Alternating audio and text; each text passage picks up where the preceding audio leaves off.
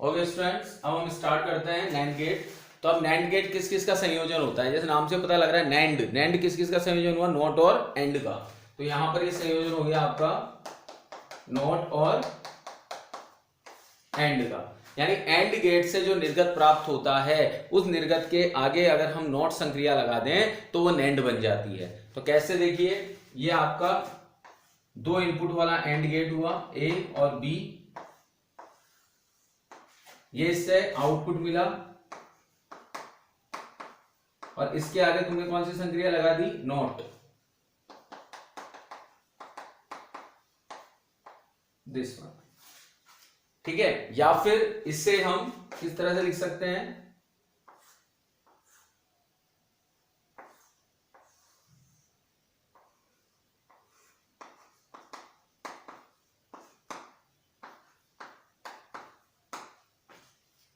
तो ये आपका नैंड गेट हो गया। ठीक है, इसके अंदर हमारा क्या है, एंड के ऊपर अगर नॉट संक्रिया लगा देते हैं तो हमें नैंड गेट प्राप्त हो जाता है। ठीक है, इसके जब बूलियन समीकरण लिखते हैं हम लोग,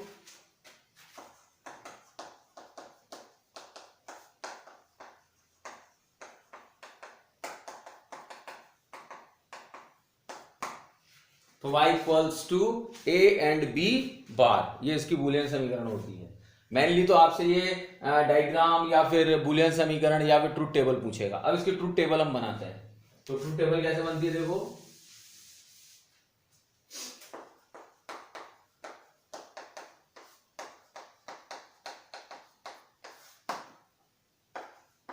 a b, a and b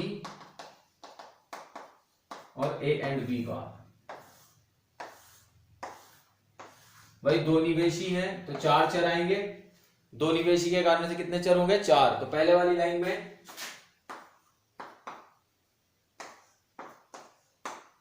ठीक है, तो यहां पर 0 0 0 1, तो जब इसका इन्वर्ट करेंगे, नॉट संक्रिया करेंगे, 1 1 1 0। ठीक है, तो यहां पर यह सत्यमान सारणी प्राप्त होती है हमें नैंड गेट की। अब जो नैंड द्वार होता है, इस नैंड द्वार को सार्वत्रिक द्वार भी कहा जाता है। ये सबसे इंपॉर्टेंट चीज है, ध्यान रखिएगा इसको।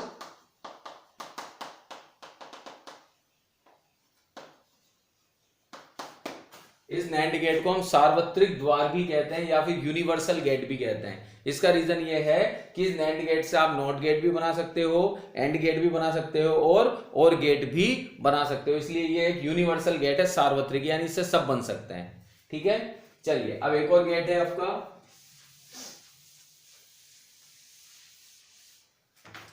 ये गेट है आपका XOR गेट।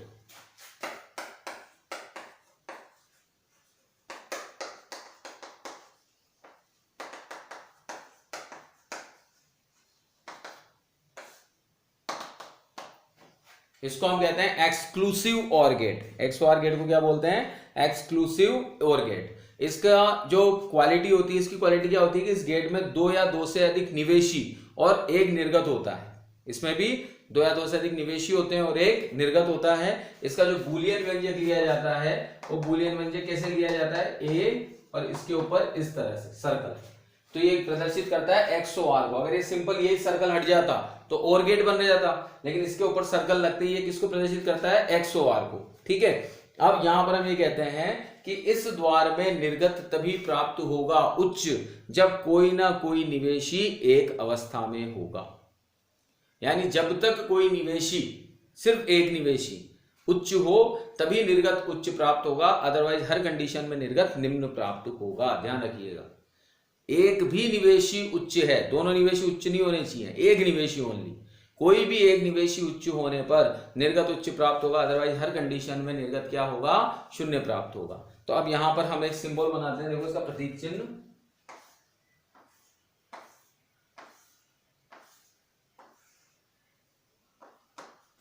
यहां पर ये A है, ये B है।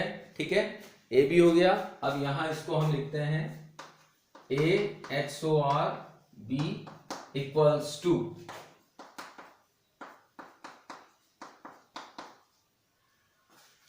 AB bar plus A bar. B XOR का फुल फॉर्म है, मतलब इसको जब हम खोलेंगे तो हमें क्या मिलता है, A B bar plus A bar B. ठीक है, अब इसके लिए हम सत्यमान सारणी बनाते हैं।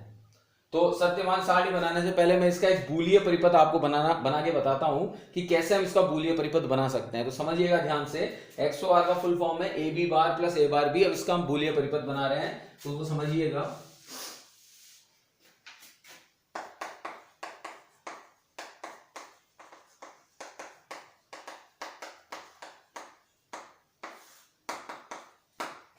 एक्स आर का बूलीय परिपथ। अब इसका बूलीय परिपथ कैसे बनेगा, देखिए, ए बी बार और ए बार बी। सबसे पहले तो हमें समझना पड़ेगा कि दोनों इनपुट यहां पर एंड संक्रिया से हैं, यहां भी दोनों इनपुट एंड संक्रिया से हैं, और यहां बीच में और आ रहा है, बीच में और संक्रिया लग रही है, साथ साथ एक एक इनपुट नोट संक्रिया से भी चल रहा है।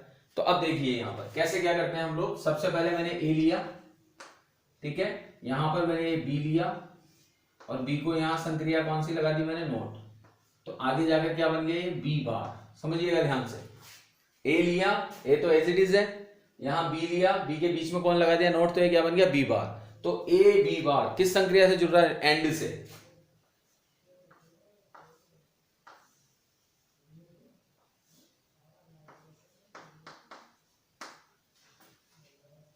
ठीक है, ए बी बार हो गया। अब दूसरा लेते हैं हम, दूसरी संक्रिया लेंगे। तो अब इसमें है ए बार बी। तो ए बार बी के लिए क्या लेता हूं मैं, इनपुट यहीं से उठा लेता हूं ए, लेकिन इस इनपुट के यहां कौन लगा दिया मैंने, नोट। तो ये तो हो गया तुम्हारा ए बार। बी लेंगे तो बी यहां से ले लिया मैंने पूरा ऐसा कैसा, तो ये हो गया तुम्हारा बी, यहां लगा दी एंड संक्रिया।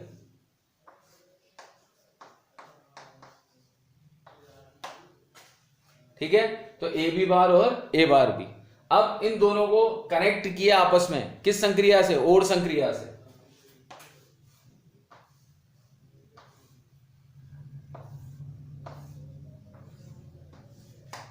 तो y equals to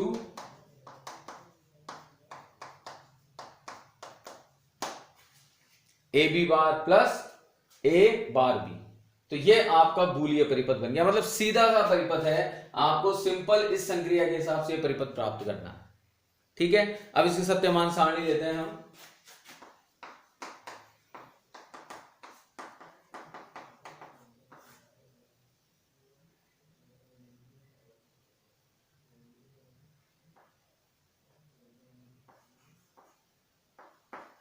A B,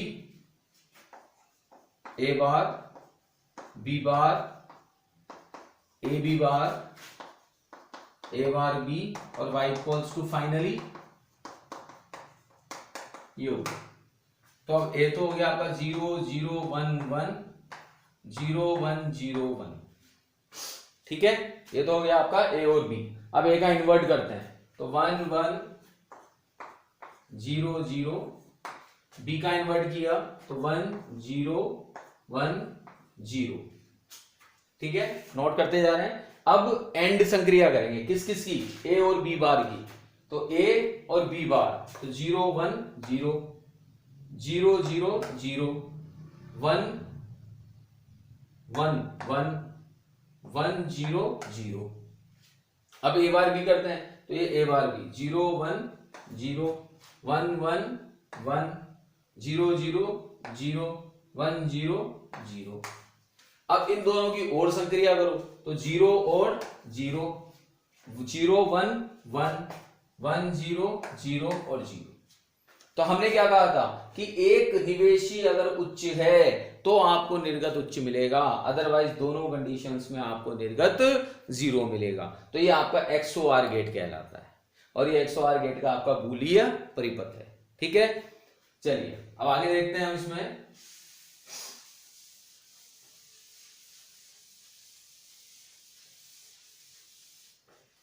एक थ्योरम आती है इसके अंदर, डी मॉर्गन थ्योरम।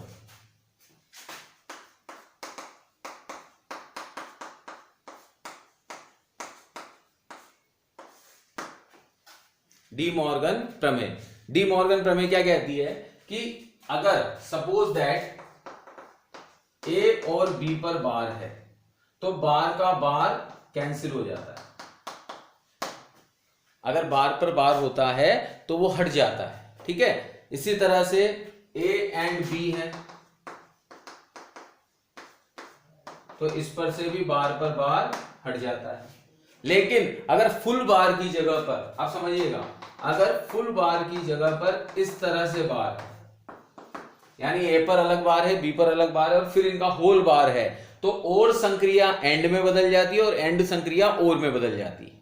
ये डी मॉर्गन थ्योरम कहती है। कैसे? देखिए, यहां पर ए बार, बी बार और इसका फुल बार, तो पहले तो बार को तोड़ते हैं। तो बार को तोड़ा आपने, तो बार पर बार और यहां डॉट आ गया, एंड आ गया, तो बार पे बार हट जाएगा, तो ये क्या आ गया, ए एंड बी। ठीक है। इसी तरह से जब यहां पर आपके पास में ए बार एंड बी बार का होल बार, तो वापस संक्रिया क्या कहती है कि अगर इस तरह का कोई कंडीशन है तो एंड और में बदल जाएगा।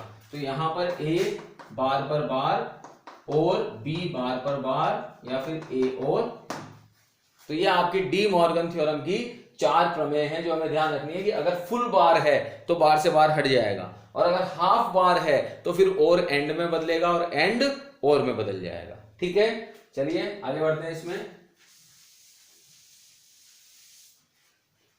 नेक्स्ट पॉइंट लेते हैं इसका हम, कि अब नैंड गेट से हमें नोड बनाना है, नैंड गेट से हमें और बनाना है और नैंड गेट से हमें एंड बनाना है। ठीक है, तो अब देखिए, सबसे पहले हम नैंड से नोड बनाते हैं।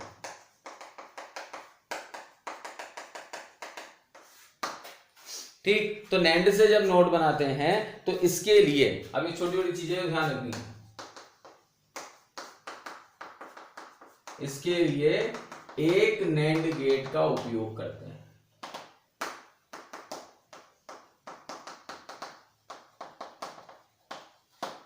सिर्फ एक नैंड गेट हम यहां पर काम में लेते हैं। कैसे? देखिएगा, ये मैंने यहां पर ए टर्मिनल लिया, इस ए टर्मिनल को, मतलब दोनों टर्मिनल ए है, इसका मतलब क्या होता है, अगर ए को यूं करके और मैं यूं स्प्लिट कर दूं तो यूं समझना कि एक आधा आधा कर दिया, a/2 ये सिग्नल भी ए है और ये सिग्नल भी ए है। अब इसकी संक्रिया कर दी मैंने नैंड से। ठीक है, तो जब मैंने इसकी नैंड से संक्रिया करी तो यहां पर क्या आया, ए एंड ए, क्या आया, ए एंड ए, और इसका बार, तो बराबर क्या हो जाएगा, ये ए बार, क्योंकि समान समान है सिग्नल, 1 1 1 ही होता है, तो 1 का बार। तो ये एंड नैंड से कौन मिल गया तुम्हें, नॉट, नैंड से कौन मिल गया, नॉट। ठीक है, अब इसी तरह नैंड से एंड। ठीक है, तो नैंड से नॉट में कितने नैंड गेटों की जरूरत पड़ी, एक। इसके अंदर कितने की जरूरत पड़ेगी, 2 नैंड गेटों की। ऐसे ध्यान रखते चले, नैंड से एंड में कितने गेट होगी, 2 नैंड गेट होगी। तो यहां पर ये ए बी, ये लगा दिया नैंड, तो ये हो गया ए एंड बी का बार। ठीक है, फिर इसको किससे जोड़ दिया अपन ने, नैंड से, तो ये क्या हो गया आपका, ए एंड बी के बार का बार। ठीक है, तो फाइनली क्या मिला तुम्हें, यहां पर बार का बार हट गया, तो ए एंड बी, तो 2 नैंड गेटों से तुम्हें क्या मिल गया, एंड गेट। ठीक है, अब आते हैं और गेट पे।